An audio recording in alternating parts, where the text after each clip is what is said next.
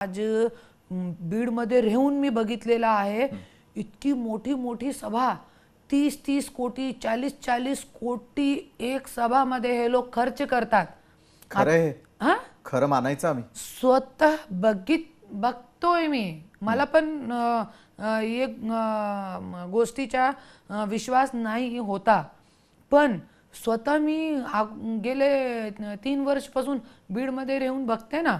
30-30 कोटी 40-40 कोटी. आत्ता जे रश्मिका मंदाना आणले होते ते जो कोणती हिरोईन आहे वो रामायण पिक्चरची, युग पुरुष कोणचा आदि पुरुष, तो मोठी रश्मिका मंदाना मोठी हिरोईन आहे. स्टार आहे. नाही, 2 महिला आणली होती. बरं, कृती सेनन राईट. कृती सेनन आणि ते रश्मिका मंदाना, ते खूप मोठे हिरोईन आहे. कमी ते कमी 10-10 कोटी घेतलेले आहे त्यांनी.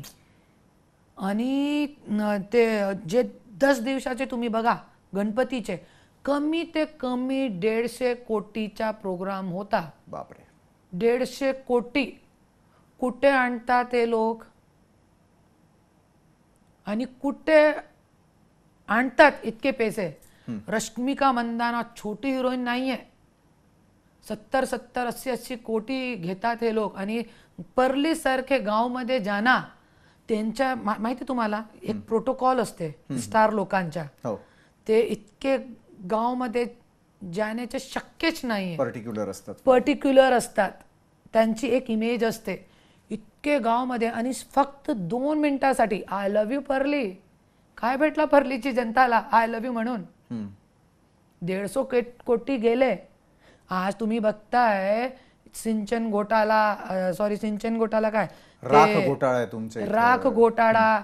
आणि तुम्ही बघा बीडची, आज पंकजाताई 5 वर्ष मंत्री होती, धनंजय मुंडे 5 वर्ष पालकमंत्री होते, 10-15 वर्ष मुंडे घराणे करे सत्ता आहे.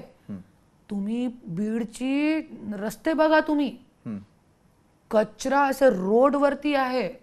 पण तुम्ही बघा तिकडे, माहिती तुम्हाला, मी प्रचार करताना सगळीकडे मला असं रडणं येत होता.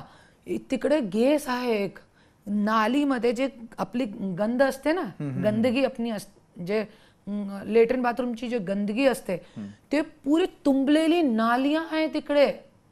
काहीही नाहीये. कशाचे तुम्ही पालकमंत्री, कशाची तुमची सत्ता? आणि 150 कोटी खर्च करून तुम्ही गणपतीमध्ये हिरोईन आणतात. स्वतःच हिरोईन्सचा आता उल्लेख केलेला, तर मला प्रश्न विचारायचा आहे. तुम्ही म्हणताय गेले 27 वर्ष तुमचा संघर्ष सुरू आहे. एक महिला म्हणून अनेक महिला तुमच्या बाजूने उभ्या आहेत, रिस्पेक्ट करतात.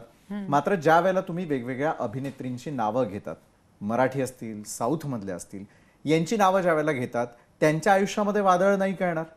त्यांच्या चारित्र्यावरती बोलताना तुम्हाला काय वाटतं? ऐका, आता तुम्ही तोंड उघडलेलंही नाहीये.